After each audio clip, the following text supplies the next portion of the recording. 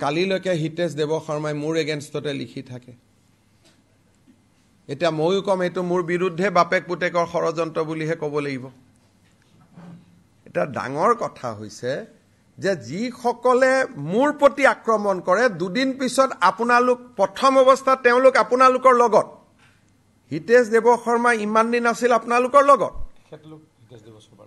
মানে আপোনালোক আৰু হিতেশ দেৱ শৰ্মা মোটামুটি এটা কেম্পতে আছে কালিৰ পৰা কেম্পটো ভাঙি গ'ল প্ৰিয় দৰ্শক কিছু সময়ৰ পূৰ্বে মুখ্যমন্ত্ৰীয়ে সংবাদমেল সম্বোধন কৰিছিল আৰু এইগৰাকী গীতাৰ্থ দেৱ শৰ্মা আৰু তেওঁ পিতৃৰ সন্দৰ্ভত কেইটামান কথা কৈছিল এই সৰু অসম ছাত্ৰ সন্থাৰ পৰা টাই আহোম ছাত্ৰ সন্থাৰ পৰা বীৰ লাচিত খানালৈকে মই ৰাজনীতিবিদসকলৰ কথা বাদ দিছোঁ প্ৰত্যেকটো দল সংগঠনে অসম জাতীয়তাবাদী যুৱ ছাত্ৰ পৰিষদৰ পৰা আৰম্ভ কৰি অসমৰ প্ৰত্যেকটো দল সংগঠনে কি দাবী কৰিছে কাক দায়ী কৰিছে আৰু মুখ্যমন্ত্ৰীয়ে যিমানেই কথাটো লঘু কৰিবলৈ চেষ্টা নকৰক কিয় এতিয়ালৈকে কিন্তু এইগৰাকী আৰক্ষী বিষয়াৰ বিৰুদ্ধে একো এটা পদক্ষেপ লোৱা নাই গৃহ বিভাগৰ দায়িত্বত মুখ্যমন্ত্ৰী হিমন্ত বিশ্ব শৰ্মা নিজে আছে তেখেত মুখ্যমন্ত্ৰী কিন্তু এতিয়ালৈকে এইগৰাকী তেওঁ যিখিনি কথা কৈ গ'ল সংবাদমেলত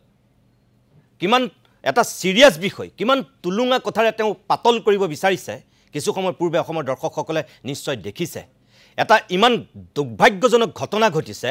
আৰু সেই সময়ত তেওঁ খুচৰি ফুৰিছে পুৰণি ঘাঁ মানুহে বিচাৰিছে জুবিনৰ ন্যায় আৰু আমাৰ মুখ্যমন্ত্ৰীগৰাকীয়ে কৈ আছে সমস্ত ফটুৱা কথাহে খোপা